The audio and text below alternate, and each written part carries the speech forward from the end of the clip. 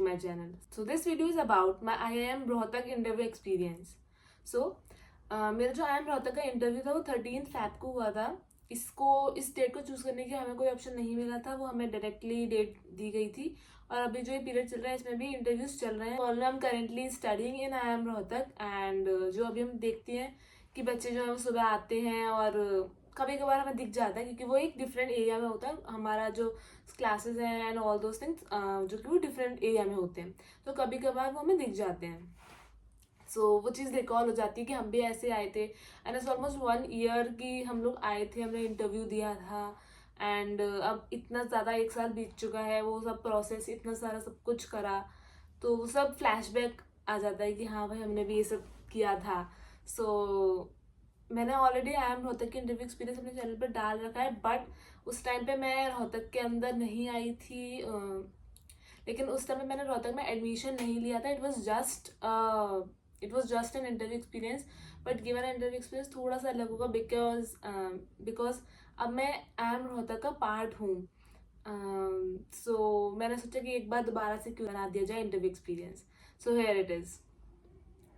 So my interview was in the forenoon and it was approximately 20 minutes interview and there were 2 panelists, 1 male and 1 female. तब जब मैंने interview दिया था तब आई don't no कि वो कौन थे, बट जो फीमेल प्रोफेसर थी वो यहाँ पे ही पढ़ाती हैं. यहाँ पे HR की प्रोफेसर है वो. एंड जो मेल पैनलिस्ट थे वो एक आर्मी जनरल है जो कि विजिटिंग फैकल्टी है. बेसिकली वो कभी कभार आके पढ़ाते हैं यहाँ पे. उनके कुछ नंबर ऑफ सेशंस फिक्स्ड हैं जो कि वो आके लेते हैं. सो तब मैं नहीं जानती थी, उनको मैं अब जानती हूँ. I don't know I can reveal their names और not, but this is the information of them. So let's start with the interview experience. तो सबसे पहले जो फीमेल थी, जो प्रोफेसर थी, उन्होंने स्टार्ट किया. उन्होंने मुझसे पूछा tell me about yourself. So IIM Rohtak was my first interview. So I was very nervous, kind of like I was not able to give proper answer in one go, but because that was my first interview, so I have prepared very well. क्योंकि जब होता है ना बहुत pressure होता है तो आप बहुत अच्छी तैयारी करते हो, तो वो वाली चीज़ थी. क्योंकि आपको पता है कि आप पहली बार वो चीज़ करने वाले हो, तो बहुत ज़्यादा प्रिपरेशन करी थी मैंने. तो कभी कभार जहाँ पे मैं लैक हो रही थी वो मैं दूसरे पॉइंट से बचा लिया था जैसे तैसे. तो उन्होंने सबसे पहले टेल मी अबाउट योरसेल्फ पूछा. मैंने बता दिया टेल मी अबाउट योरसेल्फ. आप लोगों को 2 प्रिपेयर करने चाहिए, एक 1 मिनट का और एक थोड़ा सा 2-2.5 मिनट का. अगर सामने वाले इंटरव्यू आपसे पूछते हैं कि introduce yourself in only 1 minute, then आप जो 1 मिनट वाला इंट्रोडक्शन है वो बोलो. क्योंकि कभी बार इंटरव्यू आपको बीच में स्टॉप भी कर देता है कि नहीं भाई चल बस हो गया. That's why you have to prepare 2 tell me about yourself, 1 for 1 minute and 1 for 2 to 2.5 minutes, जिसमें कि आपके सारे पॉइंट्स कवर हो जाए. इस तरीके से आपको दोनों आंसर्स प्रिपेयर करने हैं. The next question she asked me is so you do dance, how you take time for yourself. क्योंकि उस टाइम मैंने जस्ट डांस अकेडमी छोड़ी थी, जैसे कि मैंने प्रीवियस वीडियोस में भी बताया है. तो और मैं जो इंस्टाग्राम पे भी डांस की वीडियोस जो थी एक्टिवली डालती थी, पोस्ट करती थी.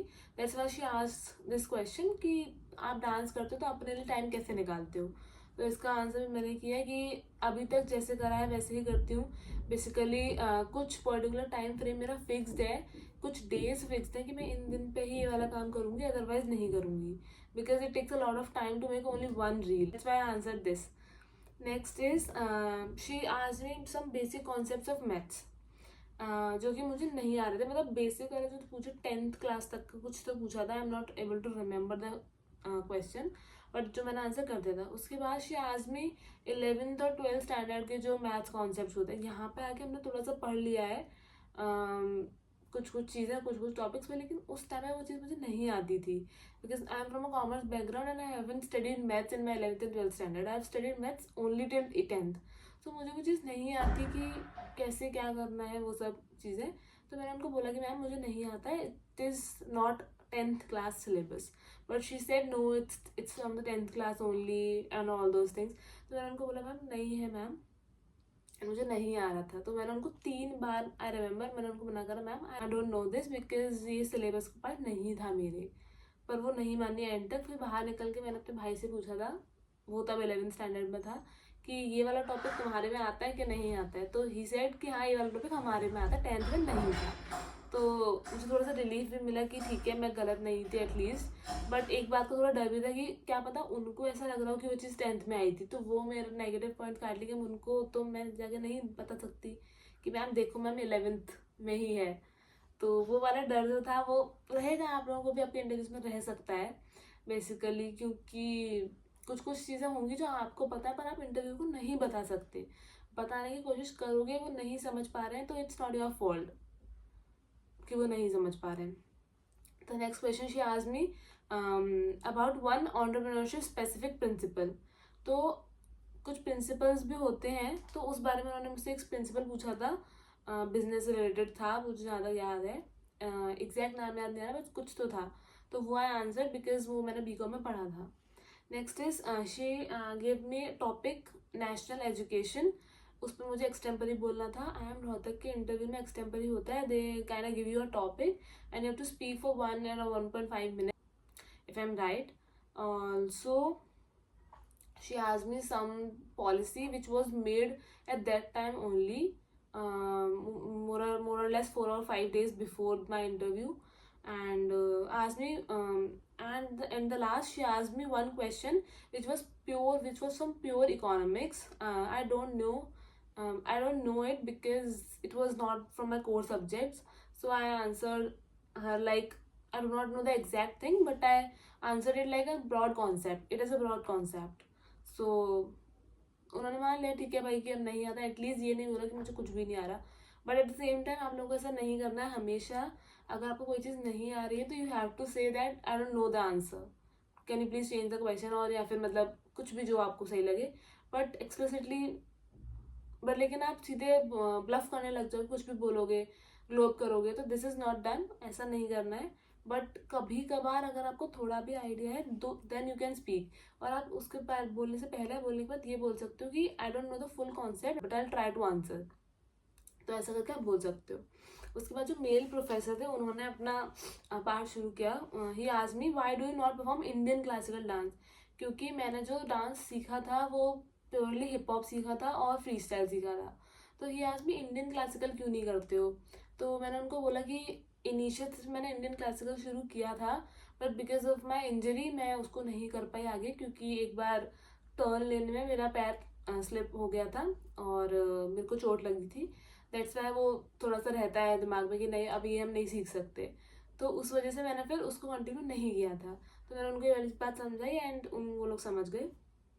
then उसके बाद how can you think that Instagram as a platform is beneficial as it is destroying youth lives. तो बेसिकली एक एक्सटेम्परी जैसा ही क्वेश्चन उन्होंने मुझे पूछ लिया बिकॉज उस समय मैं इंस्टाग्राम पे एक्टिव थी। तो ही आस्क्ड मी आप इंस्टाग्राम को एक ऐसा प्लेटफॉर्म कैसे बेनिफिशियल बता सकते हो जबकि वो यूथ की लाइफ को डिस्ट्रॉय कर रहा है। तो explain him that there are advantages or disadvantages of everything that we can see, that we have. So it is on us, it is a responsibility of ours how we use it. किसी को नुकसान ना पहुंचे उस चीज़ से and जो भी चीज़ें हैं। तो I explain him advantages of Instagram basically कि डिफरेंट बिजनेसेस भी उससे ग्रो कर रहे हैं एंड अपना जो बिजनेस है वो वाइडर ऑडियंस तक पहुंच सकते हैं। कनेक्शन का सिस्टम है, दोनों तरफ की जो पार्टीज है वो कनेक्ट हो सकती हैं आपस में। तो दैट इज़ मोर इम्पोर्टेंट कि ऐसा करो। अब यूथ जो है अगर उसको वो ज़्यादा यूज़ करेंगे तो definitely it will harm them. So मैंने उनको बोला कि it is not only Instagram which is harming youth life but also other products also. It is not the fault of the product but youth, like वो किस चीज़ को किस तरीके से लेते हैं, it depends on them, it not depends on the platform or the resource or the substance which they are using or like that. So he was impressed by the answer and he said nice answer, protection to Instagram.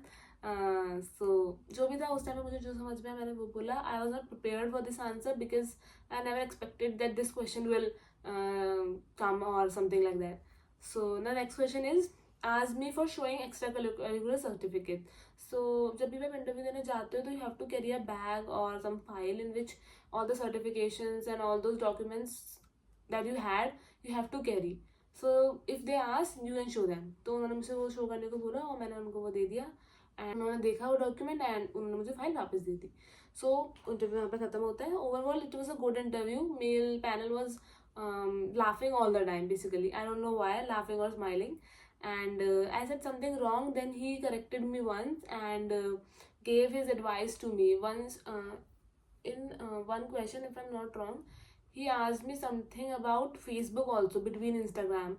So I don't know more about Facebook because मैंने कभी नहीं चलाया ढंग तरीके से, बस ID थी और कुछ इससे ज़्यादा नहीं हुआ. तो उन्होंने मुझे बताया कि उसके क्या है और उस इंस्टाग्राम का क्या है, वो कंपैरिजन करने लगे और मुझे थोड़ा समझाने लगे. बेसिकली वो बोल रहे थे कि सारी चीज़ों की नॉलेज होना भी इम्पॉर्टेंट है किसी भी एक चीज़ के बारे में बोलने से पहले. तो बाकी इंटरव्यू बहुत अच्छा था. So as an I am Rohtak student, I would advise you to kindly go through these points because ये सारी चीज़ें इंटरव्यू में पूछी जाती हैं. और अगर आपका इंटरव्यू हो चुका है तो वेल एंड गुड, और अगर होने वाला है तो all the best from my side and love you all. Kindly like, subscribe, share this channel. Bye bye.